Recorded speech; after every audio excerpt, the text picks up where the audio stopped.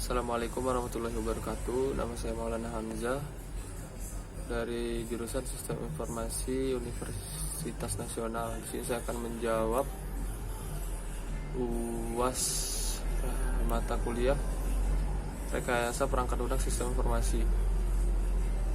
Soal yang pertama, jelaskan perbedaan dan berikan contoh real object oriented model dan function oriented model. Untuk function oriented bergantung pada penguraian sistem menjadi sekumpulan fungsi yang saling berinteraksi dengan sistem terpusat yang dibagikan menjadi fungsi-fungsi ini.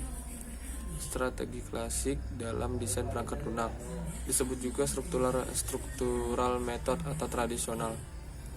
Strategi ini telah dipraktekkan secara informal sejak pemrograman dimulai. Program didekomposisi menjadi subrutin yang bersifat fungsional. Contoh dari sistem pemrosesan transaksi adalah perangkat lunak yang mengontrol ATM. Sistem tersebut diimplementasikan sebagai loop dan tindakan berkelanjutan dipicu saat kartu dimasukkan.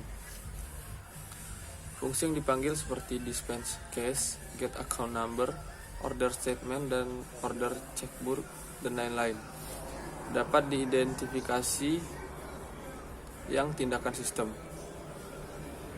Berikutnya, function oriented model. Ada 3, yaitu data flow diagram, struktur chart, dan pseudocode. Untuk data flow diagram terdapat 4 simbol, yaitu pertama, balok atau external entity, merupakan kesatuan di lingkungan luar sistem yang bisa berupa orang, organisasi, atau sistem lain. Yang kedua, ada lingkaran, yaitu proses, merupakan proses seperti perhitungan aritmatik, penulisan suatu formula, atau pembuatan laporan. Yang ketiga, seperti persegi panjang tapi tidak ada garis di ujungnya, yaitu data store atau simpan data, dapat berupa suatu file atau database pada sistem komputer atau catatan manual. Yang keempat, 2 anak panah, data flow atau arus data. Arus data ini mengalir di antara proses simpan data dan kesatuan luar. Yang kedua, berikan contoh preventive maintenance dan perfective maintenance.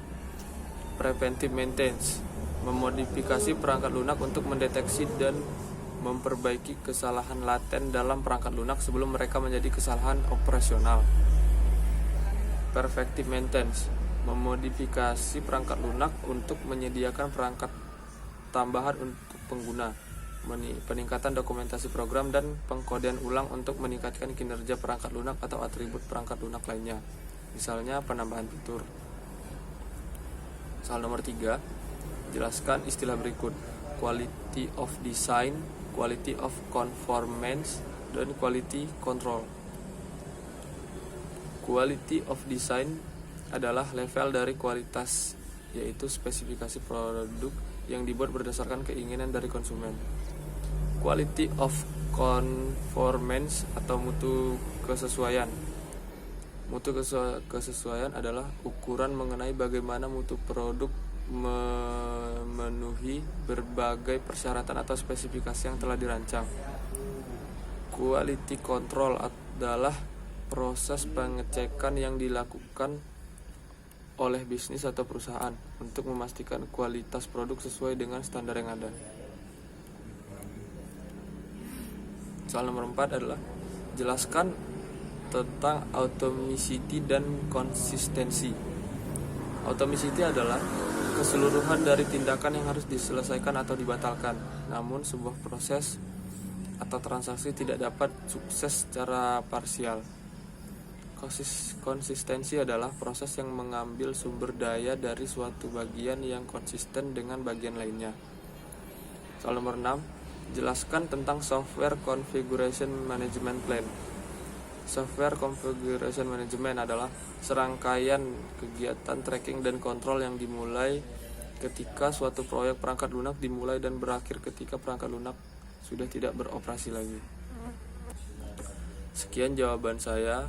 Saya akhiri. Wassalamualaikum warahmatullahi wabarakatuh.